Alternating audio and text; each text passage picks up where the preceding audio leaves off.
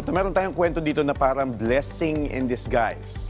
Ito dahil sa pagkakatanggal sa kanya sa trabaho noong kasagsagan ng pandemya dahil lang sa kagustuhan nila magkape ng kanyang kapatid ay naisipan bigla ni Monique C. na simulan ang negosyong pagsusupply ng coffee and tea ingredients sa mga coffee shop. At ngayon ay malaki na ang pinagbago ng kanyang buhay dahil dito. Alamin natin ang kanyang business story dito lang sa Negosyo Tayo. Ako po si Monique C. at sa halagang 10,000, meron na po akong dealership ng coffee and tea products.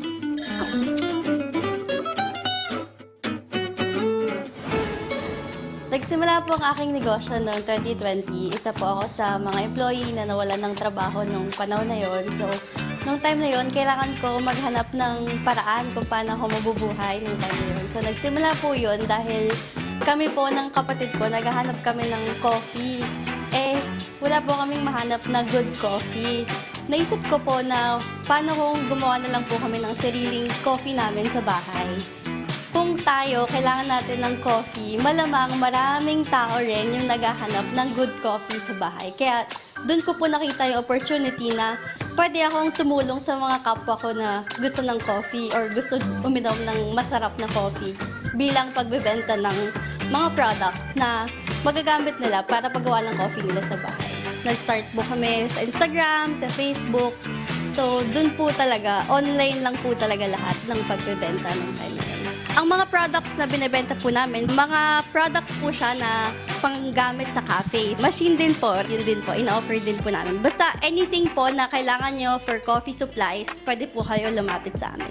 Nung pandemic, yung mga challenges na na-face ko, syempre, hindi ko alam saan ako makakahanap ng customers kasi wala naman pong walk-ins. Nung time na po yun, unsure po talaga, uncertain lahat kasi hindi po natin alam kung kailan magla-lockdown ulit, kung kailan hindi na naman pwedeng mag-move around. May time din po na yung supplies po natin na dumarating, hindi po siya consistent. May time po na wala po yung mga bestseller, so kahit na wala kaming benta, kailangan ko pa rin bigyan ng sweldo yung mga tao. Sa awa po ng Diyos na kahit na may mga times na nawalan po kami ng supply, na nawalan ng mga benta, okay naman po kasi hanggang ngayon po, buhay pa rin naman po yung business. Yung sales namin noong 2020, actually, ang sinabi ko sa sarili ko, nako, kailangan ko makabenta ng 600 na items para mapunan yung sweldo ko nung nagtatrabaho ako. Pero si God talagang sobrang faithful siya. 2020 yun, ngayon 2024, times 10 na yung sales na nakukuha namin versus dun sa target namin na 600. Yung buhay ko nung empleyado pa ako, okay lang naman. 8 to 5 yung work ko, tas fix yung income. Tas yun na yun na pag gawin mo, okay ka na, tapos na yung buhay mo. Hanggang doon na lang yun. Ngayon may business.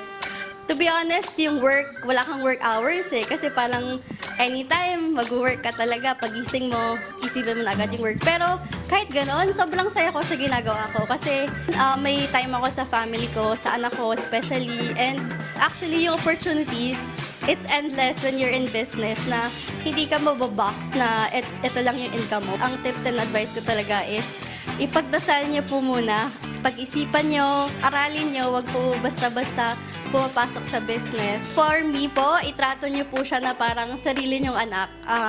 Talagang aalagaan niyo, talagang bibigyan niyo ng panahon para lang mapalago. Yung opportunity, alam ko po galing kay God. Yung mga customers na unang nagtiwala, alam kong si God yung nagbigay sa akin ng lahat.